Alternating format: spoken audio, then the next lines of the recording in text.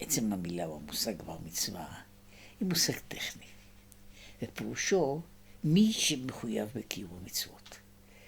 וזה בכללו של דבר, זה כמובן כולל שהוא אדם מישראל ולא אחר, אבל הוא גם כולל בתוכו את העניין שהוא הגיע לגיל שהוא בוגר מספיק כדי שהוא יוכל להיכלל בתוך כלל ישראל ולהגיע למצוות. וכאן באמת בא הביטוי הזה שבן אדם שהגיע למצוות, הוא הגיע לגיל כזה שהוא נחשב בו לבוגר, ואז חל עליו חיוב מצוות. אף על פי שמחנכים ילדים קטנים לקיים כל מיני מצוות, ואי אפשר שיהיה אחרת, אי אפשר שאדם שישאיר אותו להתנהג כחיה או בהמה, ולהגיד לו שבתאריך מסוים נמצא התאריך הקובע, ומכאן והלאה הוא צריך להתנהג כיהודי עם כל חובותיו. אבל ברור שיש איזה מה שקוראים לזה חינוך של הילד מקודם, אבל חיוב הוא בא כאשר מישהו הופך להיות מקטן, ילד לבחינה של גדול, של אדם מבוגר. עכשיו, ההגדרה של העניין הזה היא הגדרה שהיא בעצם בנויה על רעיון אחד, אלא שיש לו קנה מידה משני צדדים. הוא קשור בעיקרו של דבר בהתחלה או בנקודה משמעותית של תהליך ההתבגרות המינית. כשילד מגיע להתבגרות מינית, שזה בערך בסביבה הזו של גיל 13 שנה, וממילא גם יש סימנים של התפתחות של סיעור, וכיוצא בזה שהם סימנים של התחלת ההתבגרות המינית. זה הזמן שהוא נחשב לגדול, כי עד אז הוא היה קטן, וכאן הוא הופך, מכאן והלאה, הוא הופך להיות לגדול, שזו חלוקה שאולי איננה חלוקה אינטלקטואלית, אבל היא חלוקה מאוד מאוד משמעותית מבחינת הגדרת הדברים בטבע. והגדרת הדברים בטבע יש הבדל בין ילד לבין מבוגר. וההגדרה הזו אי אפשר להגדיר אותה באופנים אינטלקטואליים, אלא אפשר להגדיר אותה רק באופנים אובייקטיביים, ממשיים, שהם העניין הזה של ההתבגרות.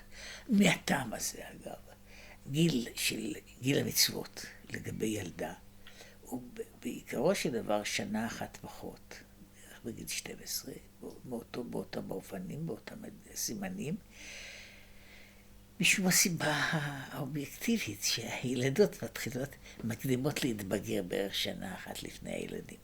ולכן הילדה נעשית בת מצווה בגיל הזה, הילד נעשה בן מצווה בגיל 13. עד כאן אלה דברים שנמצאים במשנה ובגמרא. עכשיו, אנחנו לא יודעים, לא במשנה ולא בגמרא ולא במקום אחר, איזשהו דבר שעשו לצורך, זה חגיגה. זה תאריך קובע, מבחינה הלכתית, מבחינה משפטית, מבחינות אחרות, זהו תאריך קובע לגבי בן אדם. אבל העניין הזה שעושים לכלות זה חגיגה, הוא לא נזכר, לא במשנה ולא בתלמוד, אבל למעשה מופיע רק בדברים שמאחרי התלמוד, בדורות שאחרי התלמוד מופיע יותר ויותר העניין הזה שלכבוד העניין שמישהו הגיע לדרגה הזו, שהוא נכנס למצוות, שנהיה חתן למצווה, כן? שהוא נעשה אדם שהוא ראוי לו לקיים את המצוות. יש מן הראוי לעשות איזשהו דבר של חגיגיות בתוך זה. כיוון שהדבר הזה איננו מדין הגמרא, וגם הלאה לאחר מכן לא נקבעו שום תפסים ברורים, חד משמעיים לעניין הזה. ההנחה הכללית היא שבוודאי ראוי שמישהו שמגיע לגיל הזה שהוא נעשה גדול, שעול המצוות חל עליו ושהוא חייב לקיים את כל המצוות, ראוי לו שיעשו איזה ציון, נקודת היכר. אם עושים לפעמים דברים כאלה בכל יום הולדת, אז כל יום הולדת הוא רק זיכרון לעבר. כאן יש נקודה שהיא נקודה של בגרות, להבדיל, יש לנו גם נקודות כאלה של בגרות לגלית שיש לאנשים מבחינות שונות, שגם היא תאריך שאין שום סיבה ממשית לחגוג אותו, אבל פה ושם אנשים חוגגים אותו, שהם עכשיו הגיעו לגיל הזה של נקרא לזה גיל האחריות והסמכות המשפטית השלמה או כמעט שלמה בכל מקום לפי ערכו. זה בחלק הזה, ומבחינה זו המנהגים שנהגו בישראל הם נעשו יותר ויותר בולטים, גם משום הייתה קצת יותר, החיים נעשו יותר מרווחים, יותר נינוחים לישראל, ואנשים גם שמים לב לצד באמת, לצד הנפשי. ומצד זה עושים גם הכנה, עושים סעודה, שהיא סעודה לכבוד הבר מצווה, שהיא נחשבת ונזכרת בהלכה, גם בשולחן ערוך כסעודת מצווה. כן? זאת אומרת שעושים מצווה, עושים סעודה לכבוד העניין הזה, שהילד הזה נעשה מבוגר והוא זוכה בזה שהוא הופך להיות בר מצווה. נוסף לזה יש כל מיני דברים שנעשו אצל בנים, יש העניין הזה שהם מתחילים באותו גיל להניח תפילין, ששוב, זה מנהג מזמן מסוים, או לא מימי קדם, כי בימי קדם היו ילדים קטנים יותר מניחים תפילין, כאשר ילד היה פחות או יותר נבון מספיק כדי להתנהג בתפילין כראוי, הוא היה מניח תפילין, אבל זה נעשה סוג של מנהג ושל משהו מקובל שעושים אותו, ועושים חגיגה, ויש גם, אם אפשר, יש מנהגים, יש חילוקים בין מקום למקום בפרטים, שילד שנעשה בר מצווה, קוראים אותו, נותנים לו עלייה לתורה, שוב, כיוון שהוא גדול, אז אפשר עכשיו לכבד אותו, שכשאר האנשים המבוגרים שמכבדים אותו לעלות ולברך בספר התורה, וכתוב שוב בספרים יותר ויותר מאוחרים, זה למעשה אנחנו נכנסים ככל עברו יותר דורות בעניין הזה, אנחנו מתקרבים יותר לדורותינו, יש לזה יותר מנהג שהעלייה הזו של הכבוד הזה שנותנים לילד בר מצווה היא כנראה העלייה החשובה ביותר. מאיזו בחינה? משום שיש לנו ההגדרה של עליות שנעשות לשם מועדים חשובים.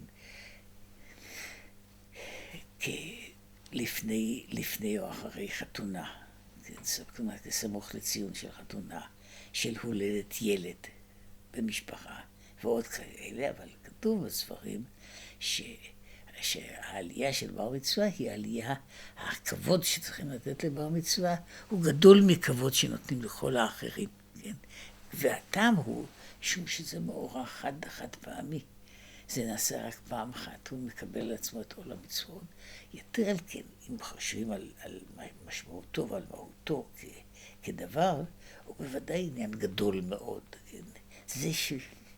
זה שלא נעשו בו טקסים, הוא מאוד מתאים לנוסח היהודי הכללי, שהרבה עניינים גדולים וחשובים, הם עוברים בפשטות.